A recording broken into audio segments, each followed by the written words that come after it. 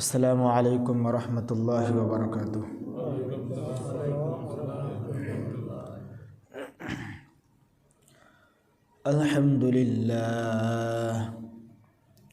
আলহামদুলিল্লাহ নাহমাদুহু ওয়া নাস্তাঈনুহু ওয়া নাস্তাগফিরুহু ওয়া নাউযু বিল্লাহি মিন শুরুরি আনফুসিনা ওয়া মিন সাইয়্যাতি আ'মালিনা। من يهده الله فلا مضل له ومن يضلله فلا هادي له ونشهد أن لا إله إلا الله وحده لا شريك له ونشهد أن محمدا عبده ورسوله أرسله بالحق بشيرا ونذيرا وداعيا إلى الله بإذنه وسراجا وقمرا منيرا. أما بعد فقد قال الله تبارك وتعالى في كلامه المجيد وفرقانه الحميد. أعوذ بالله من الشيطان الرجيم. بسم الله الرحمن الرحيم. سبحان الذي أسرى بعبده ليلا من المسجد الحرام إلى المسجد الأقصى الذي باركنا حوله لنريه من آياتنا إنه هو السميع البصير. وقال النبي صلى الله عليه وسلم: أول ما يحاسب به العبد يوم القيامة الصلاة. وقال أيضا: فجل الله لي بيت المقدس فطفقت أخبرهم عن آياته وأنا أنظر إليه، أو كما قال عليه الصلاة والسلام.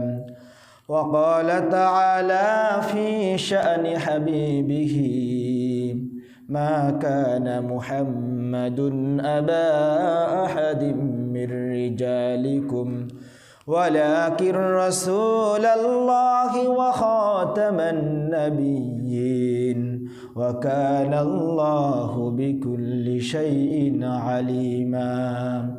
إن الله وملائكته يصلون على النبي يا أيها الذين آمنوا صلوا عليه وسلموا تسليما. شكل دريد إبراهيم بري.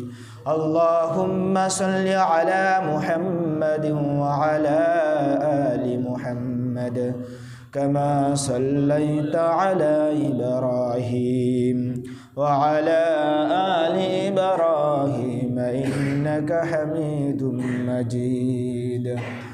اللهم بارك على محمد وعلى آل محمد كما باركت على إبراهيم وعلى آل إبراهيم إنك حميد مجيد.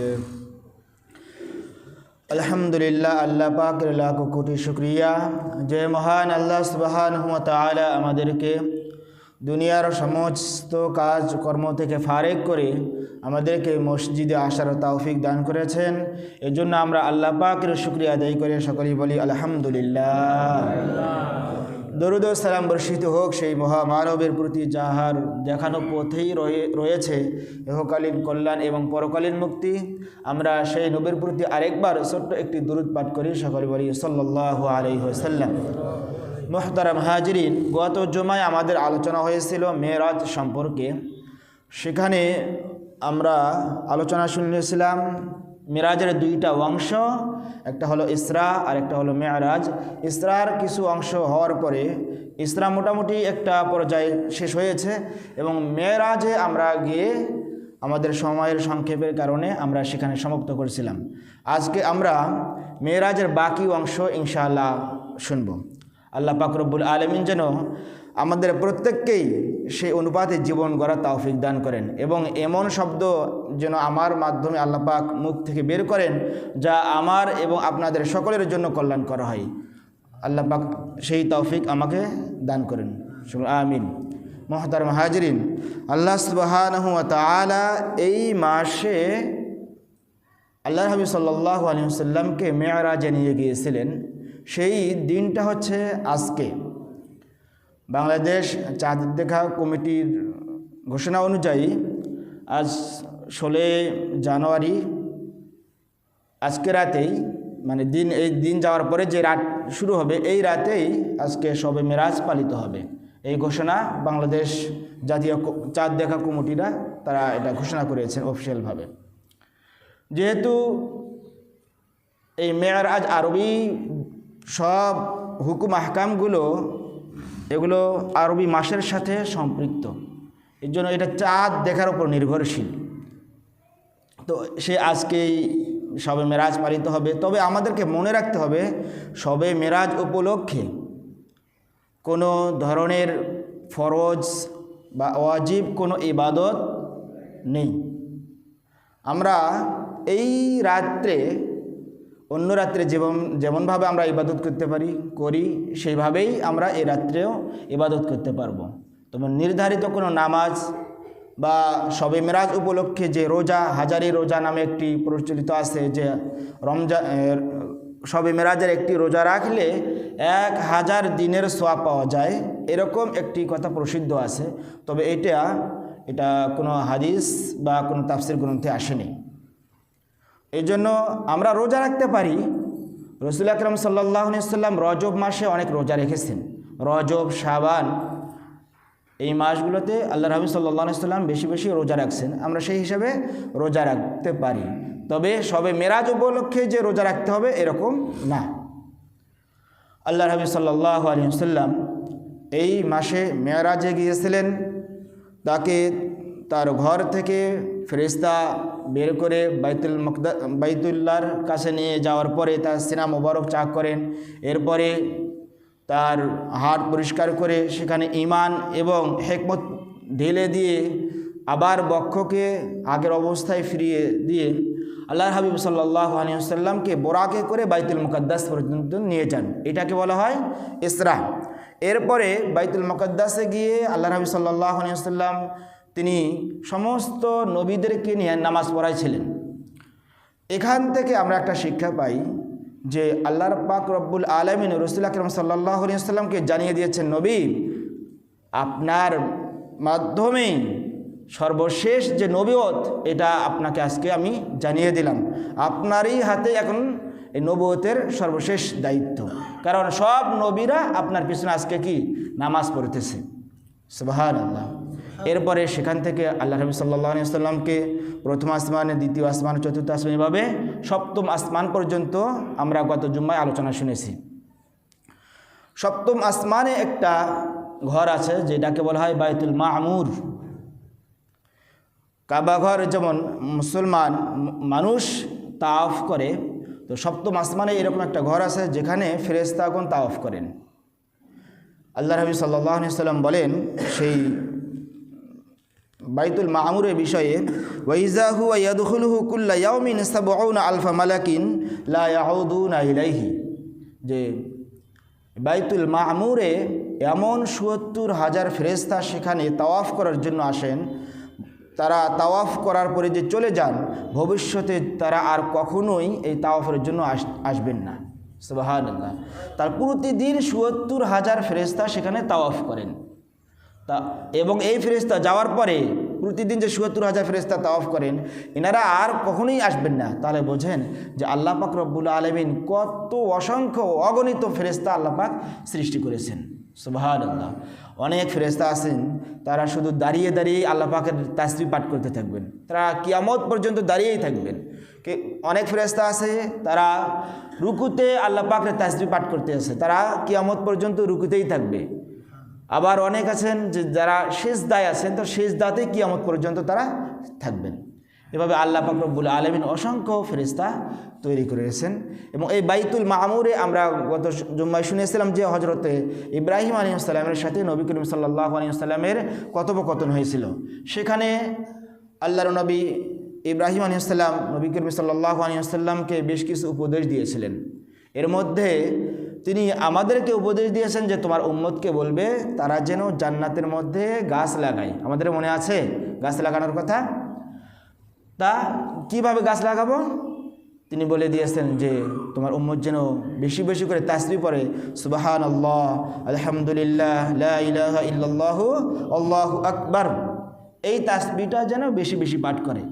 তাহলে আমরা এই মিরাজ থেকে এইটাও আমরা মনে রাখবো যে আমাদেরকে জান্নাতে গাছ লাগাতে হবে। গাছ তো আল্লাহ পাক কিছু দিয়েছেন, আরও এটার সৌন্দর্য বর্ধনের জন্য আমাদেরকে কিছু আমল করতে হবে। সেই আমলগুলোর মধ্যে সুবহানাল্লাহ, আলহামদুলিল্লাহ, লা ইলাহা ইল্লাল্লাহু, আল্লাহু আকবার। আমরা হাঁটতেছি, ফিরতেছি, বসে আছি, অযথা আমরা বসে আছি, চুপ করে বসে আছি, চুপ করে না বসে থেকে একটু মুখটা চালু রাখি, সুবহানাল্লাহ, আলহামদুলিল্লাহ, লা ইলাহা ইল্লাল্লাহ, আল্লাহু আকবার। কোনো কষ্ট নাই, কিন্তু দেখেন সওয়াব কত বড়। এরপরে আমরা আরও তাসবিহ পড়তে পারি যে সুবহানাল্লাহি ওয়া বিহামদিহি সুবহানাল্লাহিল আযীম। এটার ফজিলত তো আরও অনেক, যে জবানে পড়তে এটা হালকা, মিজানের পাল্লায় অনেক ভারী হবে এবং আল্লাহ পাকের কাছে এই তাসবিহটা অনেক প্রিয়। এবং এই তাসবিহটা ইমাম বুখারী রহমতুল্লাহ আলাইহি তার বুখারী শরীফের শেষ হাদিস হিসেবে এটাইকে নিয়ে এসেছেন তিনি, যে সুবহানাল্লাহি ওয়া বিহামদিহি সুবহানাল্লাহিল আযীম। এই তাসবিহটা আমরা বেশি বেশি পাঠ করব ইনশাআল্লাহ। এরপরে এই বাইতুল মামুর থেকে এর উপরে ওঠেন সিদরাতুল মুনতাহায় আল্লাহ নবী সাল্লাল্লাহু আলাইহি ওয়াসাল্লাম। তো সিদরাতুল মুনতাহা এর পরিচয় হচ্ছে, সিদরাতুল মানে বড়ই গাছ, আর মুনতাহা মানে সর্বশেষ স্থান। তার মানে সিদরাতুল মুনতাহা বলা হয় এই কারণে যে দুনিয়া থেকে যত ফেরেশতা ওঠানামা করে, এই ফেরেশতাদের সর্বশেষ জায়গা হলো সিদরাতুল মুনতাহা। এর উপরে আর কোনো ফেরেশতা উপরে উঠতে পারে না, এটাই তাদের লাস্ট, এটা স্টেশন। তো এই সিদরাতুল মুনতাহার কাছে আল্লাহ নবী সাল্লাল্লাহু আলাইহি ওয়াসাল্লাম হযরতে জিবরাইল আলাইহিস সালামকে তার নিজ আকৃতিতে দেখেছেন। সুবহানাল্লাহ। হাদিসে আসছে যে জিবরাইল আলাইহিস সালাম তার এত বিশাল দেহ যে নবী করিম সাল্লাল্লাহু আলাইহি ওয়াসাল্লাম বলেন ফাসাদ্দা উফুকাস সামা, তার আকৃতি, তার ডানা যেন মহাকাশের এক প্রান্ত থেকে আরেক প্রান্ত পর্যন্ত ঢেকে নিয়েছে। সুবহানাল্লাহ। লাহু সিত্তু মিয়াতি জানাহিন, তিনি বলেন যে তার ৬০০ ডানা আছে। হযরত জিবরাইল আলাইহিস সালামের ৬০০ ডানা আছে।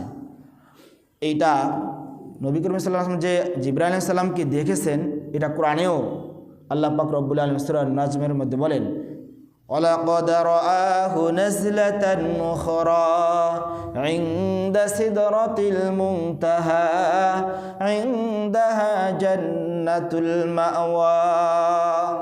তিনি আরেকবার তাকে দেখেছেন সিদরাতুল মুনতাহা সেখানে, এবং তার পাশেই রয়েছে জান্নাতুল মাওয়া। সিদরাতুল মুনতাহার পাশে আছে জান্নাতুল মাওয়া। সেখানে জিবরাইল আলাইহিস সালামকে আল্লাহ নবী সাল্লাল্লাহু আলাইহি ওয়াসাল্লাম দ্বিতীয়বার দেখেছেন। তার মানে প্রথমবার দেখেছেন তিনি দুনিয়াতে। যখন প্রথমবার দুনিয়াতে আল্লাহ নবী সাল্লাল্লাহু আলাইহি ওয়াসাল্লাম জিবরাইল আলাইহিস সালামকে তার নিজস্ব আকৃতিতে দেখেন, তখন হাদিসে আসছে যে রাসূল সাল্লাল্লাহু আলাইহি ওয়াসাল্লাম বেহুশ হয়ে গেছিলেন। কারণ এত বিশাল দেহের অধিকারী মানে ফেরেশতাকে দেখলে তিনি দেখে আল্লাহ নবী সাল্লাল্লাহু আলাইহি ওয়াসাল্লাম ভয় পেয়েছিলেন, তিনি অজ্ঞান হয়ে গেছিলেন। এরপরে আল্লাহ হাবিব সাল্লাল্লাহু আলাইহি ওয়াসাল্লাম এই সিদরাতুল মুনতাহা থেকে আবার উপরের দিকে ওঠেন। এই সময় নবী করিম সাল্লাল্লাহু আলাইহি ওয়াসাল্লাম একাই ছিলেন, ফেরেশতা আর উপরে ওঠেননি। তাহলে দেখেন এখানেও আল্লাহ নবী সাল্লাল্লাহু আলাইহি ওয়াসাল্লাম মর্যাদা দেওয়া হচ্ছে যে যেখানে সব ধরনের সৃষ্টি, যার শেষ সীমান্ত আর উপরে উঠতে কেউ পারবে না, আল্লাহর হাবিব সাল্লাল্লাহু আলাইহি সাল্লামকে আল্লাহ পাক রব্বুল আলামিন এর উপরেও উঠে নিয়েছেন। এখানেও আল্লাহ হাবিব সাল্লাল্লাহু আলাইহি সাল্লামকে তিনি সর্বোচ্চ মাকাম, সর্বোচ্চ শ্রেষ্ঠত্ব, তার সম্মান আল্লাহ পাক দিয়েছেন। সুবহানাল্লাহ। এরপরে সেখানে আল্লাহ পাকের কাছে আল্লাহ হাবিব সাল্লাল্লাহু আলাইহি সাল্লাম যান, সেখানে আল্লাহ পাকের সাথে কথোপকথন হয়। আল্লাহ পাক রব্বুল আলামিন বলেন, ফাআউহা ইলা আবদিহি মা আউহা, তিনি তার বান্দাকে যা ওহী করার তিনি ওহী করলেন। আল্লাহ পাক রব্বুল আলামিনের কাছে যখন রাসূল আকরাম সাল্লাল্লাহু আলাইহি ওয়াসাল্লাম গেলেন, তখন আসমান থেকে একটি আওয়াজ হলো যে আপনি আপনার প্রতিপালকের কাছে একটা হাদিয়া পেশ করেন। তখন নবীজি সাল্লাল্লাহু আলাইহি ওয়াসাল্লাম ভাবলেন, আমি কি হাদিয়া পেশ করব? তিনি তো সব কিছুর মালিক, আল্লাহুল গনিয়্যু ওয়া আনতুমুল ফুকারা। তিনি বলেছেন যে আল্লাহই হচ্ছেন ধনী আর তোমরা সকলেই ফকির। আমি আল্লাহ পাকের কাছে কি হাদিয়া পেশ করব? তখন তিনি সিজদায় পড়ে গেলেন।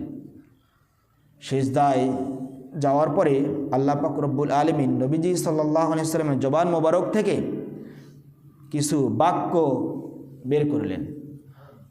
নবী সাল্লাল্লাহু আলাইহি ওয়াসাল্লাম তিনি যে বাক্যগুলো পাঠ করলেন, সেই বাক্যগুলো আমরা নামাজের মধ্যে পাঠ করি। তিনি বলেন, আত-তাহিয়াতু লিল্লাহি ওয়াস-সালাওয়াতু ওয়াত-তাইয়্যিবাত, আত-তাহিয়াতু লিল্লাহ, হে আল্লাহ সমস্ত সম্মান শ্রদ্ধা, আল্লাহ সম্ভাষণ সব কিছু তোমার জন্য, ওয়াস-সালাওয়াতু এবং সমস্ত ইবাদত, সমস্ত নামাজ আল্লাহ তোমার জন্যই, ওয়াত-তাইয়্যিবাত এবং যত ভালো কাজ, যত পবিত্র কাজ আছে আল্লাহ সব কিছু আমি তোমার জন্য তোমার কাছে পেশ করলাম। সুবহানাল্লাহ। এই কথাগুলো আল্লাহ পাক শোনার পরে আল্লাহ পাক রব্বুল আলামিন নবীজি সাল্লাল্লাহু আলাইহি ওয়াসাল্লামকে বললেন, আসসালামু আলাইকা আইয়ুহান নাবিয়্যু ওয়া রাহমাতুল্লাহি ওয়া বারাকাতুহু, হে নবী আপনার প্রতি আমার রহমত, বরকত এবং শান্তি তোমার উপর আমি বর্ষিত করলাম। এই কথা শোনার পরে আল্লাহর হাবিব সাল্লাল্লাহু আলাইহি ওয়াসাল্লাম তিনি দেখলেন যে আল্লাহ পাক রব্বুল আলামিন শুধু আমার প্রতি রহমত, বরকত এবং শান্তি বর্ষণ করেছেন, আমার উম্মতের দিকে তিনি প্রেরণ করেননি।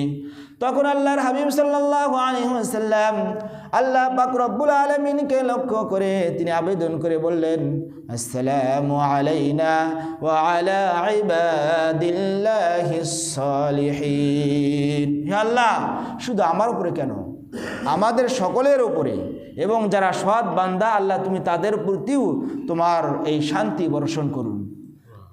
এই কথোপকথন যখন হয়ে যায় তখন ফেরেশতারা এই বাক্যগুলো শুনতে পায়। তখন সমস্ত ফেরেশতা এক বাক্যে, আরেক বর্ণনা আছে শুধু জিবরাইল আলাইহিস সালাম এই তিনি বলেন, আশহাদু আল্লা ইলাহা ইল্লাল্লাহু ওয়া আশহাদু আন্না মুহাম্মাদান আবদুহু ওয়া রাসূলুহু, আমি সাক্ষ্য দিচ্ছি যে আশহাদু আল্লা ইলাহা ইল্লাল্লাহ, আমি সাক্ষ্য দিচ্ছি যে আল্লাহ ছাড়া কোনো মাবুদ নেই, ওয়া আন্না মুহাম্মাদান আবদুহু ওয়া রাসূলুহু, এবং মুহাম্মদ সাল্লাল্লাহু আলাইহি ওয়াসাল্লাম আল্লাহ পাকের বান্দা ও রাসূল। এই যে নবীজি সাল্লাল্লাহু আলাইহি ওয়াসাল্লাম মিরাজে গিয়ে কথোপকথন হলো, এইটাকেই আমাদের নামাজের মধ্যে আবার রাখা হয়েছে। এই জন্যই বলা হয় আসসালাতু মিরাজুল মুমিনিন, মুমিনদের মেরাজ হচ্ছে নামাজ। এরপরে আল্লাহর হাবিব সাল্লাল্লাহু আলাইহি ওয়াসাল্লাম তিনি আল্লাহ পাক রব্বুল আলামিনের সাথে অনেক কথোপকথন হয়।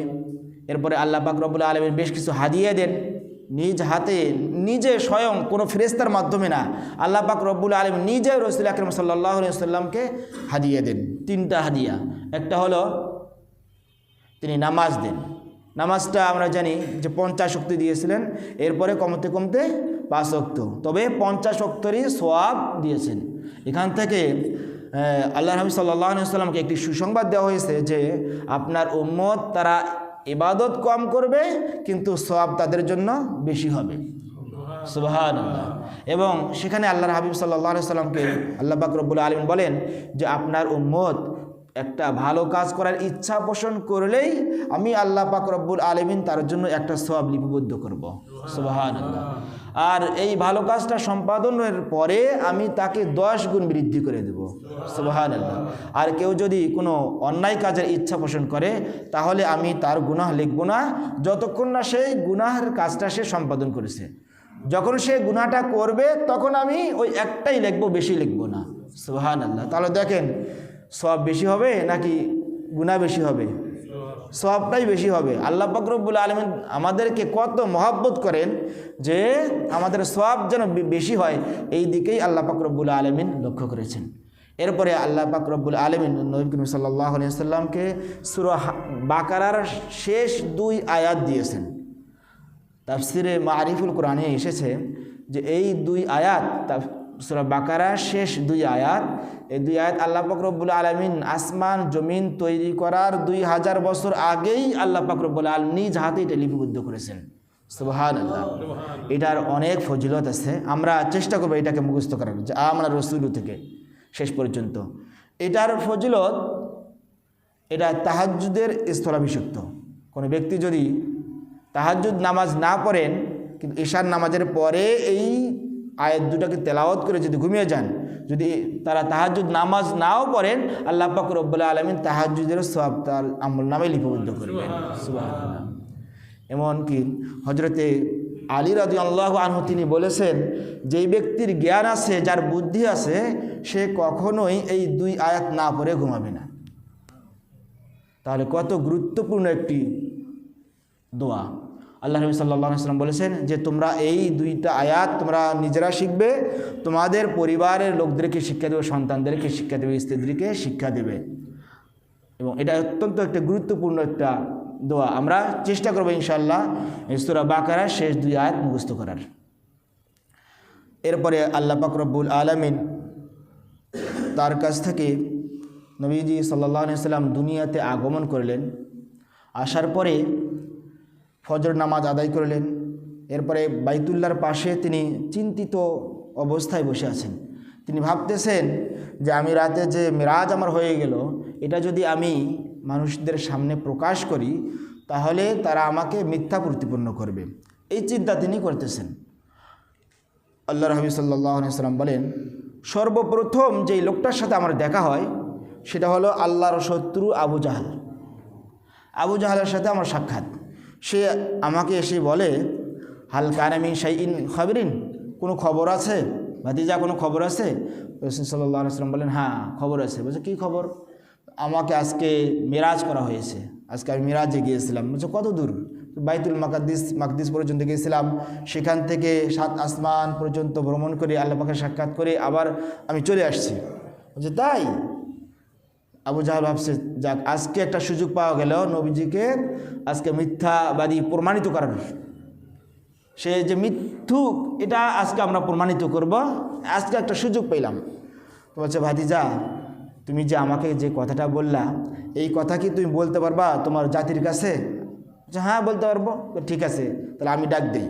তো তিনি লোকদেরকে ডাকা শুরু করলেন। সমস্ত লোক একত্রিত হলো, সামনে উপস্থিত হয়ে গেল। তখন তিনি বললেন, হাদ্দিস কওমাকা ইয়া মুহাম্মদ, হাদ্দিস কওমাকা বিমা হাদ্দাসতানি, তুমি তোমার জাতিকে বলো ওই কথাগুলো যা তুমি একটু আগে আমাকে বলছো। তখন নবীজি সাল্লাল্লাহু আলাইহি ওয়াসাল্লাম সব কিছু খুলে বললেন। তখন এই কথা শোনার পরে উপস্থিত ব্যক্তিরা তারা কেউ কেউ হাতের উপরে হাত রাখতে শুরু করলো, হাততালি দিচ্ছিল, আবার কেউ মাথায় হাত দিচ্ছে, মানে আশ্চর্য হয়ে, যেটা কিভাবে সম্ভব? যেটা বাইতুল মাকদিস হচ্ছে বাইতুল্লাহ থেকে 1600 কিলোমিটার, যা তখনকার সময়ে 1 মাসের দূরত্ব। এত দূরত্বর জায়গা এক রাতে তিনি গেছেন সেখানে, আবার 7 আসমান পাড়ি দিয়ে আবার মক্কায় চলে আসছেন, আবার ফজর নামাজ পড়েছেন। এটা কি সম্ভব? এটা কি মানে এরকম তাদের চিন্তায় এসে গেছে। এরপরে রাসূল আকরাম সাল্লাল্লাহু আলাইহি ওয়াসাল্লামকে তারা পরীক্ষা করার জন্য, তাকে মৃত্যু প্রমাণিত করার জন্য আরও কিছু প্রশ্ন করে। এমন কিছু প্রশ্ন করে যেগুলো অহেতুক। যেমন যদি আপনাদেরকে আমি বলি যে এই মসজিদে কয়টা জানালা আছে, বলতে পারবেন কয়জন? অথচ আমরা অনেক মানুষ কিন্তু এখানে কি প্রতিনিয়ত আমরা আসতেছি, এখানে নামাজ পড়তেছি, কিন্তু আমরা জানি না এখানে কয়টা জানালা আছে। এমনকি আমাদের কমিটির লোকেরাও অনেকে বলতে পারবেন না যে কয়টা জানালা আছে। তো আল্লাহ নবী সাল্লাল্লাহু আলাইহি সাল্লামকে কাফেরেরা জিজ্ঞেস করেছে যে বাইতুল মাকদিস সম্পর্কে আপনি আমাদেরকে খবর দেন, যে বাইতুল মাকদিসের কয়টা জানালা আছে, সব কিছু আমাদেরকে বর্ণনা করেন। নবীজি সাল্লাল্লাহু আলাইহি সাল্লাম কি ওখানে বাইতুল মাকদিসের জানালা করানোর জন্য গেছিলেন? বলেন, যাননি। তিনি সেখানে গেছেন।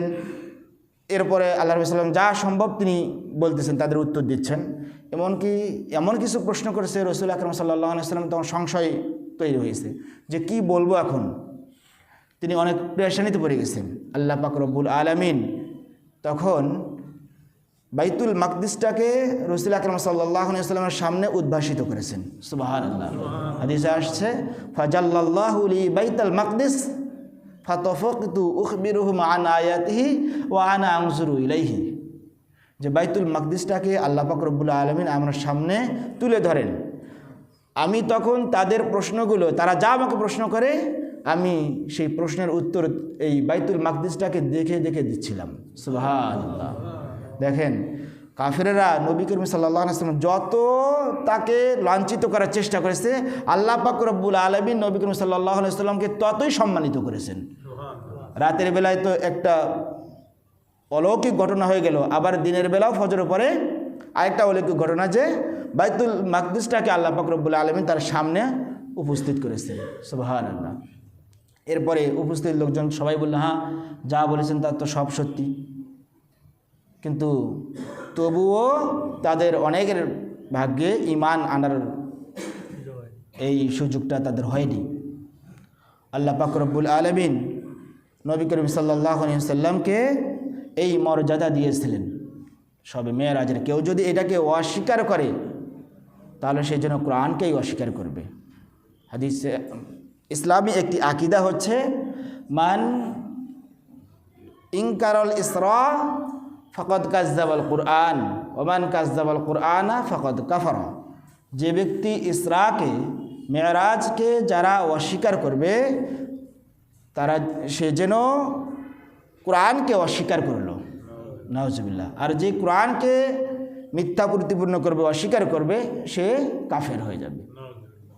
যেহেতু ইসরার ব্যাপারে, মেরাজের ব্যাপারে আল্লাহ পাক রব্বুল আলামিন কুরআনুল কারীমে বলেছেন, ইসরার ব্যাপারে সরাসরি আয়াতই নাজিল করেছেন। আর মেরাজের ব্যাপারে যেহেতু সিদরাতুল মুনতাহার পাশে হযরত জিবরাইল আলাইহিস সালামকে দেখছেন, ওয়ালাকাদ রাআহু নাযলাতান উখরা ইনদা সিদরাতিল মুনতাহা, সেখানে জিবরাইল আলাইহিস সালামকে দেখেছেন। এখানে প্রমাণিত হয় যে আল্লাহর হাবিব সাল্লাল্লাহু আলাইহি ওয়াসাল্লাম তিনি সপ্তম আসমান পর্যন্ত যে উঠেছেন, এটা কোরআনের দ্বারাও কি আমরা বুঝতে পারলাম। তো আল্লাহ পাক রব্বুল আলামিন নবী করিম সাল্লাল্লাহু আলাইহি ওয়াসাল্লামকে এই মর্যাদায় তিনি যেই হুকুমগুলো দিয়েছেন, তার মধ্যে বিশেষ একটি হচ্ছে ইবাদত, হচ্ছে নামাজ। আল্লাহ পাক রব্বুল আলামিন নামাজটাকে বিশেষ একটি হাদিয়া দিয়েছেন। আমরা আজ থেকে নিয়ত করব ইনশাআল্লাহ যে আমরা কখনোই আর নামাজ আমরা ছাড়ব না ইনশাআল্লাহ। মিরাজের একটি শিক্ষা হচ্ছে এই নামাজ কায়েম করা, নামাজ পড়া, নিজেদের পরিবারদের লোকদেরকে নামাজের জন্য উদ্বুদ্ধ করা। আল্লাহ পাক রব্বুল আলামিন আমাদের প্রত্যেককেই এই নামাজের পাবন্দী হওয়ার তৌফিক দান করুন। এবং আল্লাহ রাসূল সাল্লাল্লাহু আলাইহি ওয়াসাল্লাম জান্নাত, জাহান্নাম অনেক কিছু দেখেছেন।